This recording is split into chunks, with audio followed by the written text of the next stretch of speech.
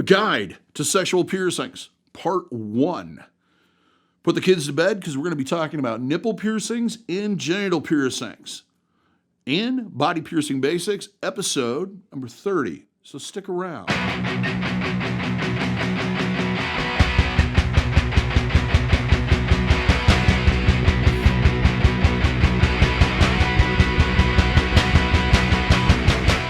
For those that are new to the channel, first off, let me welcome you to the channel. But you may not know who I am. My name is DaVo. I'm a professional body piercer and have been since 1994. I'm the owner and operator of the Axiom Body Piercing Studio located here in Des Moines, Iowa, inside Skin Kitchen Tattoo. So I'm talking to you at a level of expertise as somebody who's done these piercings numerous times and also has had my nipples pierced and some genitalia piercings off and on for for the last 20 odd years or so. So, just a slight disclaimer before we get into this. If you are easily offended by anybody talking about anything sexual or the human anatomy, primarily the genitalia and nipples, this isn't the video for you. I would suggest you find something else to watch. There's plenty of content on our channel.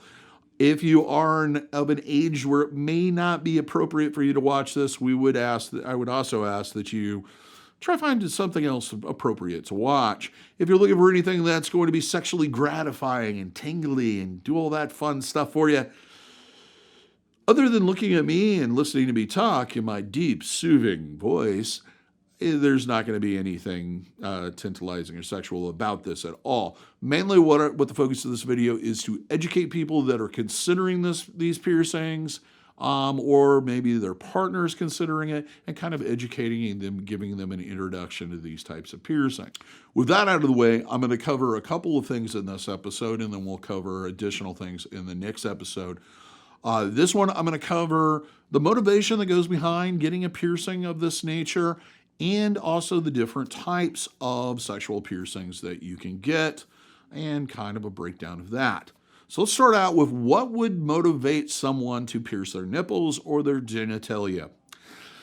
To me, there's three main reasons. The first one being probably the most common, which is to improve the sensation or experience of stimulation in that particular area. Piercings tend to increase sensitivity in various different areas of the body. The jewelry interacting with that part of the body can cause different types of stimulation, and also it can stimulate your partner. As I always say, piercings can sometimes improve sensation. They don't always. It's not 100%, but it's definitely going to make it different. It's going to change the way that you interact with that part of your anatomy. So things are going to be different. Maybe not better, definitely probably not worse, but they're definitely going to be different. Second reason is adornment. Basically, people just want to enhance the look of that part of their anatomy, and having a shiny object there is something they find beautiful and that they want to have. Maybe they're self-conscious about the area and they want to just add some bling there to make things look better. And basically, they just enjoy the way that it looks. The third motivation, or common motivation, is reclaiming. Now, what I mean by reclaiming is, or claiming, either or, kind of the same thing. This can be a rite of passage for some people, a proof that they have reached adulthood and to mark that point in their life. This could also be a situation where I've had a lot of clients that have either had terminal illnesses or difficult illnesses that affected that area or affected their sexual activity, and they get pierced as kind of a sign that they have control of that part of their body. Also, people that have gotten out of bad relationships or relationships where maybe their partner was extremely controlling. It is another way of kind of reclaiming control over that part of your anatomy. And some people that have suffered sexual assault, kind of the same thing. Does that work for everybody? No, but it can be a motivating factor or a reason to get it done. Now, I'm not saying run out or advocating that you run out and do this because you've gone through some trauma in your life, but it is something to consider and kind of explains why some people get it done. Now let's move into the different types of sexual piercings. I would divide them up into kind of two parts. There's the part that is done for stimulation and improvement and enhancement of the area on a sexual level during certain activities or sexual activities, and also because it looks good. And then there's the enhancement type, where basically the only purpose of the piercing is to make the area look pretty or manly or whatever you're going for. When it comes to those two types, primarily when I'm talking about nipple piercings, generally most people notice a difference in the stimulation or how the stimulation affects them and the sensation after the piercings have healed. Everybody's different. It goes back to that. It's either, it's not necessarily bad, not necessarily better, but it is definitely different. Piercings can increase the sensitivity of the area, and nipples are prone to that.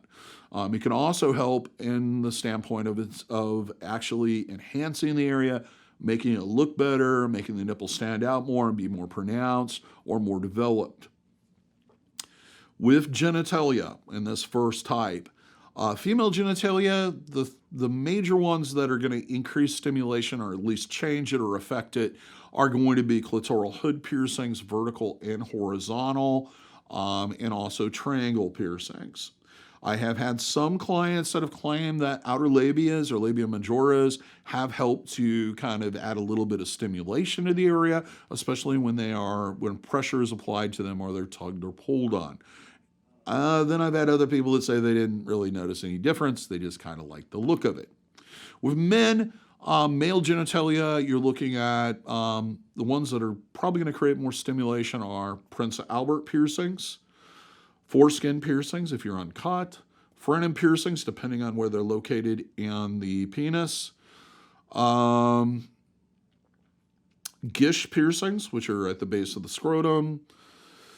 Dydoids, I've had mixed results. Most of my former clients that I've had that have gotten this piercing, I've kind of always asked, what do you think? And it's been kind of a flip of a coin. Some people say that either they or their partners greatly enjoy it. I've had others where it's like, yeah, they're there. I like the way they look. They're lovely, but they don't really do anything for me. A couple piercings I don't do that will actually add additional stimulation in the area would be apidelias in ampling piercings.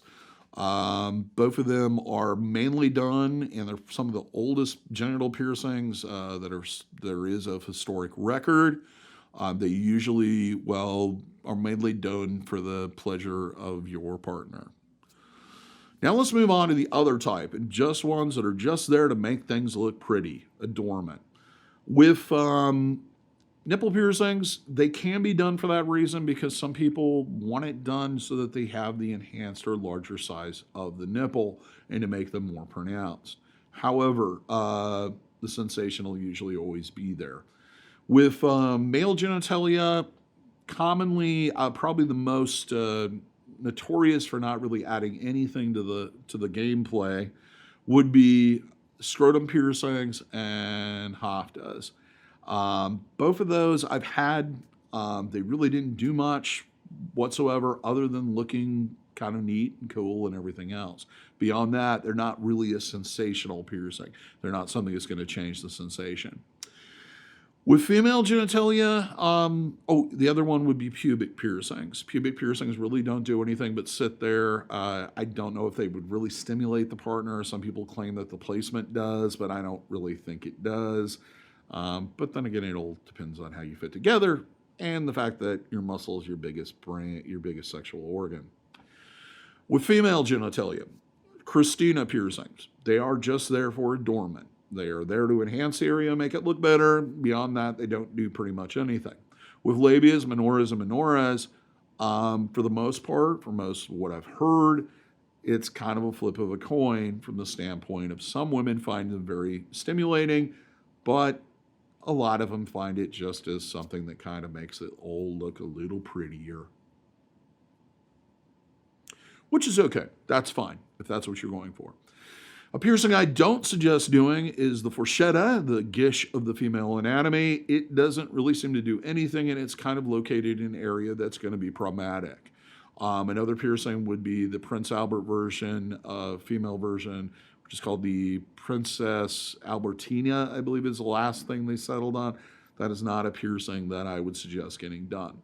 Now, we can't really talk about genital piercings without talking about the misconception of clit piercings. And the fact that most people, when they say clit piercings, what they really mean is a clitoral hood piercing. Clit piercings, actually doing the clitoris itself, can be very, very dangerous. I really suggest that if you even considering it and have the correct anatomy for it, that you find somebody that's extremely skilled to do it. I will refuse to do it. The primary reason is there's two large nerve groupings on the top and bottom of the clitoris and a very small gaping or gap between the two of them. If those nerve endings are severed, they probably will repair over time, but there's always the possibility that they won't. It's just not a good idea to actually get the clitoris itself pierced. So be forewarned on that. So that's about all I can say on this particular subject, the first part of this. I'm going to be continuing this next week with a second part where we're going to cover what the experience is like, what to expect, how to possibly prepare for that, and a little few hinters for those that are considering getting this done and making the process a little bit more comfortable and easy to do. That will go up next Friday. Otherwise, I hope you enjoyed the video. I hope you learned something, or at least maybe gave you a better understanding of why people get this done. If you'd like to read further details, check out the blog. It's linked in the description that I wrote on this subject. Also, if you have questions came up to mind and you're not quite sure what the answer is, or maybe I covered something and you're like, feel free to leave a comment. I usually answer comments if I have time. Also, give us a thumbs up if you like the video. And if you don't want to miss any of these, especially the next one that's coming up next week, please subscribe. Hit that notification bell so that you know that you're notified every time we post something. And check out our merch store. We have plenty of t-shirts, hats, etc. It's a nice way of saying, hey, we appreciate what you're doing and we want to support it. Till next week, thank you very much for watching. I hope all your piercings heal with ease and without a single issue. And if you're in the Des Moines, Iowa area, hope to see if your body piercing needs in the future.